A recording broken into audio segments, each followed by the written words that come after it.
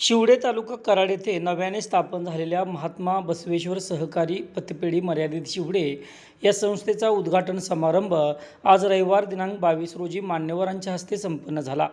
यावेळी ठेवीदार, संचालक मंडळ व हितचिंतक यांचा सत्कार करण्यात आला। ज्ञानभास्कर सद्गुरू महादेव शिवाचार्य गुरु वाईकर महाराज यांच्या हस्ते संस्थेचे उद्घाटन करण्यात आले। यावेळी कौशल्य रोजगार उद्योजकता उपसचिव सौ मंजुषा कारंडे, उपनिबंधक संदीप जाधव, सहाय्यक उपनिबंधक JP शिंदे, नायब तहसीलदार महेश उबारे, स्वामी विवेकानंद शिक्षण संस्थेचे सहसचिव राजेंद्र शेजवळ, नायब तहसीलदार सुशीलकुमार शेट्टे यांची प्रमुख उपस्थिती होती। संस्थेचे कुटुंब प्रमुख Mahesh Ubare, chairman Pramod Deshmane, vice chairman सौ उज्ज्वला उबारे व संचालक मंडळ सभासद यावेळी उपस्थित होते। यावेळी बोलताना सद्गुरू शिवाचार्य महाराज म्हणालेत, तम नमामि परम शुभम। माझे गुरु लिंगैक्य सद्गुरू सिद्धलिंग शिवाचार्य स्वामीजींच्या चरणाला वंदन करून महात्मा बसवेश्वर सहकारी पतपेढी मर्यादित शिवडे या संस्थेचा आज उद्घाटन सोहळा संपन्न होतो। बसवेश्वर सहकारी पतसंस्थेचं आज उद्घाटन होत असताना महात्मा बसवेश्वरांनी समानता, समता आणि विश्वबंधुत्व खरं तर महात्मा बसवांना यांच्या जीवनाबद्दल ज्या वेळेला विचार करतो त्यावेळेला बिज्जल राजाच्या दरबारामध्ये महात्मा बसवांना ज्या वेळेला कार्य करायचे, एका कारकुनापासून त्यांची अर्थमंत्री पदापर्यंत आणि अर्थमंत्री पदापासून पंतप्रधान पदापर्यंत ज्यांची नियुक्ती झाली, खरं तर बसवण्णांचं नाव घेऊन आपण ज्या वेळेला संस्था सुरू करतो त्यावेळेला बसवण्णांचा जो अर्थविचार आहे तो सुद्धा आपण समजून घेतला तर खऱ्या अर्थानं आपल्या संस्थेला प्रगतीपथावरती जायला फारसा वेळ लागणार आहे। असं सांगितलं जातं की बिज्जल राजाच्या दरबारामध्ये ज्या वेळेला बसवेश्वर कार्य करत होते त्यावेळेला काही पौराणिक ऐतिहासिक असलेले ते कागद होते की ज्यावरती काही जुन्या लिपीमध्ये लिहिलेली जी अक्षरं होती त्या अक्षरांचा महात्मा बसवण्णांनी शोध घेतला आणि त्या राजाला सगळ्यात मोठा धन साठा प्राप्त करून दिला आणि म्हणून राजाने प्रसन्न होऊन बसवण्णांना अर्थमंत्री केलं।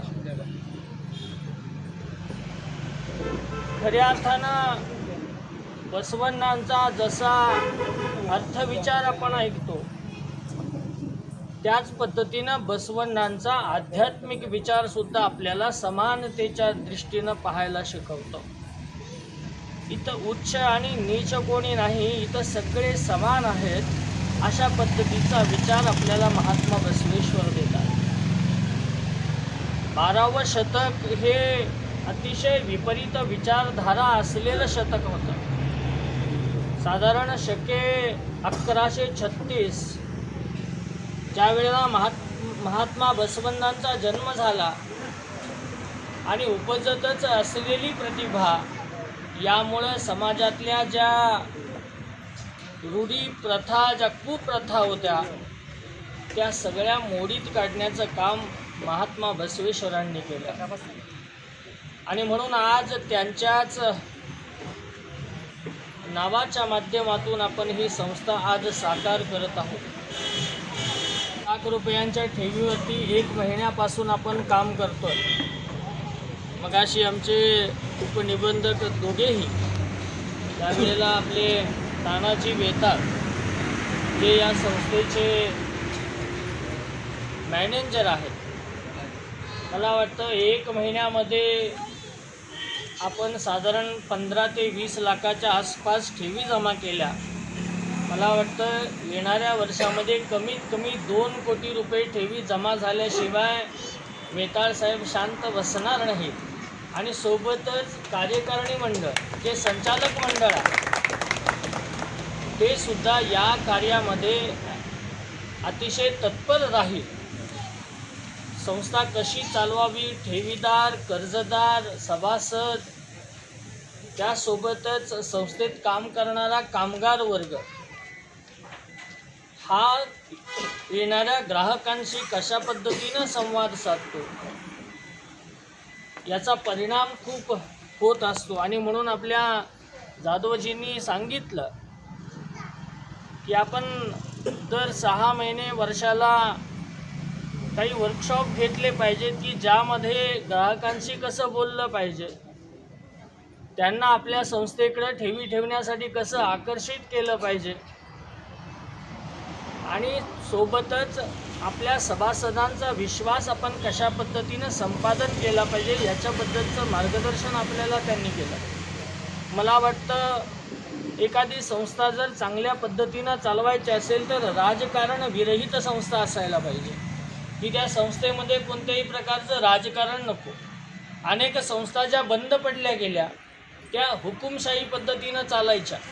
म्हणजे एकानंच सांगायचं ह्याला कर्ज द्या, त्याला कर्ज द्या, त्याला कर्ज द्या, आणि मग संचालक मंडळाचा कुठलाच विचार विनिमय न होता आपण ज्यावेळेला अशा पद्धतीची कर्ज वाटतो त्यावेळेला आपल्याला अशा पद्धतीच्या नामुष्की ओढावल्या जातात.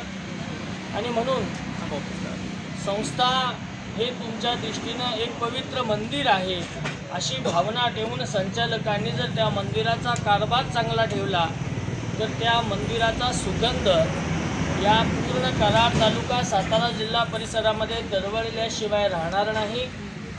आणि म्हणून त्या कार्यामध्ये एक श्रेष्ठ संत महात्मा बसवेश्वर यांच्या नावानं आपण आरंभ केलेला हा पवित्र वृक्ष याचं रूपांतरण वटवृक्षामध्ये व्हावं. आणि या कार्यामध्ये सर्व क्षेत्रातले खरं तर ही संस्था या ठिकाणी आता छोट्या रूपातून सुरू होती. हळूहळू याचा वटवृक्ष होईलच. पण हे सगळं होत असताना ज्या उद्देशानं आपण ही संस्था काढलेली आहे, जो उद्देश ठेवून आपण ही संस्था उभा करत आहोत, तो उद्देश मात्र सदैव आपण लक्षात ठेवला पाहिजे. सामान्यांचा विकास व्हावा, गोरगरिबांना कर्ज प्राप्त व्हावं. जसं ताईंनी आता आपल्याला सांगितलं, समृद्धी महत्त्वाची आहे आणि शांतीसुद्धा महत्त्वाची आहे. अध्यात्म आपल्याला शांती देतं आणि पैसा आपल्याला समृद्धी देतो. आणि म्हणून या दोन्हीचा समन्वय साधण्याकरता आपल्याला हे जीवन प्राप्त झालं. या जीवनाला आपण सार्थक करण्यासाठी पैशाचा योग्य तो विनियोग आपण करावा. येणाऱ्या सभासदांना आपण कर्ज द्यावं, ते कर्ज योग्य त्या कार्याला लागावं आणि आपल्याला त्यावेळेस जे धन प्राप्त झालं त्याचा रितसरपणे परतावा आपण संस्थेला करावा. ही जबाबदारी सभासदांची सुद्धा. जेवढं कार्य संचालकांचं हवं तेवढंच कार्य सभासदांचं हवं. आणि म्हणून आपलंही या संस्थेवरती लक्ष आहे. खरं तर मी अनेक ठिकाणी पाहिलं, ज्यावेळेला एखादी संस्था छोटी असते त्यावेळेला काय जास्त चावचाव होत नाही. निश्चितच महात्मा बसवेश्वर सहकारी पतपेढी खरं तर सहकार क्षेत्राचा विचार आहे. विना सहकार नाही उद्धार. सहकाराशिवाय आपल्या जीवनाचा उद्धार होणार नाही. आणि म्हणून या संस्थेच्या माध्यमातून गोरगरीब सामान्य असलेल्या लोकांना याचा लाभ व्हावा, त्यांना त्यांच्या ज्या इच्छा आहेत त्या पूर्ण करण्यासाठी, चांगल्या पद्धतीची धनप्राप्ती करण्यासाठी आपण त्यांना आधार द्यावा अशा पद्धतीचा विचार या निमित्तानं मी व्यक्त करतो. या संस्थेचं जे संचालक मंडळ आहे, या संस्थेमध्ये काम करणारे सर्व कर्मचारी असतील, ठेवीदार असतील, कर्जदार असतील, या सर्वांनी या संस्थेला प्रगतीपथावर घेऊन जाण्यासाठी कटिबद्ध राहावं. या संस्थेचं असंच उत्कर्षाकडं वाटचाल व्हावी अशा पद्धतीची मंगल भावना तथा आशीर्वाद या निमित्तानं व्यक्त करतो. आपण सगळेजण इथं आलेला आहात. आपण प्रत्येकानं या संस्थेमध्ये काहीतरी आपलीही ठेव ठेवावी. म्हणजे आपली लोक, आपल्या अवतीभोवतीची मंडळी काहीतरी एक पाऊल सहकाराकडे टाकत आहे, तर आपण सुद्धा त्यामध्ये काहीतरी खालीचा वाटा घ्यावा आणि त्या संस्थेला उभारी देण्याचं काम आपण करावं अशी भावना व्यक्त करतो. मुख्यतः तुम्हा सर्वांना मदत करण्यासाठी आणि तुमचा विकास करण्यासाठी स्थापन करण्यात आलेली आहे. देशपांडे साहेब नेहमी शिवडेचा गावाचा विकास कसा व्हावा त्याचे विविध प्रश्न सोडवण्याचा नेहमीच प्रयत्न करत असतात आणि सामाजिक विकास करण्यासाठीच त्यांनी ही पतपेढी सुरू केलेली आहे. यातील जे संचालक मंडळ आहे, सदस्य आहेत, त्यांचं कामकाजाचं स्वरूप आणि त्यांनी आता जे जितके ठेवीदार वगैरेची त्यांनी माहिती दिली की ठेवी किती जमा झाल्यात, कर्ज किती झालेत, याच्यामधूनच त्यांची ही पतपेढी उभारणीची तळमळ आम्हाला इथून दिसून येते. या पतपेढीचा उत्तरोत्तर विकास होतच जाणार आहे याच्यातून स्पष्टच होतं आहे. मी ज्या विभागाचं प्रतिनिधित्व इथं करते त्याबद्दल मी तुम्हाला थोडीशी माहिती देते. आहेत कौशल्य म्हणजे तुम्ही आता जो काही अभ्यास घेत आहेत किंवा तुमची पाल्य जे काही शिक्षण घेत आहेत ते त्यांचं कौशल्य विकासासाठी आहे, जे त्यांना उद्योजकासाठी प्रेरित करणार आहेत. छोटे छोटे उद्योग सुरू करण्यासाठी तुम्हाला आर्थिक मदत या पतपेढीच्या माध्यमातून होणार आहे. नाविन्यता म्हणजेच जे तुम्ही रेग्युलर वापरत आहात वस्तू, अवजारे, कृषी अवजारे असतील, कोणतीही प्रक्रिया उद्योग असेल, याच्यामध्ये छोटासा बदल करून जर तुम्ही कशासाठी निर्माण करावी या संदर्भात माझे वडील विश्वनाथ शेजवळ गुरुजी जे महाराष्ट्र प्रदेश आमच्या समाजाचे अध्यक्ष म्हणून काम करायचे, त्यावेळेला लिंगायत समाजातील कमी शिकलेल्या मुलांच्या उद्योजकासाठी आणि त्यांच्या प्रगतीसाठी आर्थिक पाठबळीसाठी कुठली तरी पतसंस्था असणं गरजेचं आहे हे प्रकर्षानं त्यांना जाणवलेलं होतं. आणि त्यावेळेला प्रमुख असणाऱ्या मंडळींच्या बरोबर कधीतरी लोकांनी एकत्र यावं आणि अशा पद्धतीचं आर्थिक पाठबळ देणारी पतसंस्था उभी राहावी ही त्यांची मनोमन इच्छा होती. आणि मग त्यांच्या सहकार्याबरोबर काम करणारे अनेक सहकारी, मग सातारा जिल्ह्यातले असतील, कराड तालुक्यातले असतील, त्या सगळ्यांनी मनावर घेतलेलं होतं की कधीतरी या भागामध्ये ही मुहूर्तमेढ रोवावी. खरं तर हा असणारा सोहळा आप्पांच्या डोळ्यात एकच झाला असता तर निश्चित अर्थानं त्यांना समाधान लाभलं असतं. मला देशमाने साहेबांना आणि सगळ्या या संचालक मंडळाला मनापासून धन्यवाद द्यायचे आहे की एका स्वातंत्र्य सैनिकांनी आपल्या समाजाच्या उद्धारासाठी, या आपल्या भागातल्या परिसराच्या उद्धारासाठी, फक्त आपल्या समाजातल्या लोकांच्यासाठी नाही तर बहुजनांच्या विकासासाठी खऱ्या अर्थानं अशा पतसंस्थेची प्रेरणा आपण घेतली आणि बसवेश्वरांच्या नावाची ही पतसंस्था आपण अशी उभी केली. त्याबद्दल मनापासून मी सगळ्यांना धन्यवाद देतो. उद्देश असा आहे की आपले जे सभासद आहेत त्यांना आपल्या जवळच भागामध्ये आपल्याकडे जो आपल्या आर्थिक बचतीमधून जो आपण पैसा साठवलेला आहे त्याची ठेव ठेवावी आणि नंतर त्या ठेवीच्या रूपानं जे कोण ज्यांना पैशाची निकड आहे अशा लोकांना त्यातून कर्ज वाटप करावं, हा एका छोट्याशा उद्देशानं आपल्या पतसंस्था स्थापन करत असतो आपण. आता फार काही मी खोलात जाणार नाही, फक्त आता उद्घाटनाच्या निमित्तानं एक थोडंसं असं सांगेन की कुठलीही संस्था कार्य कशी करते. तर संस्थेमध्ये मेन 3 घटक आहेत.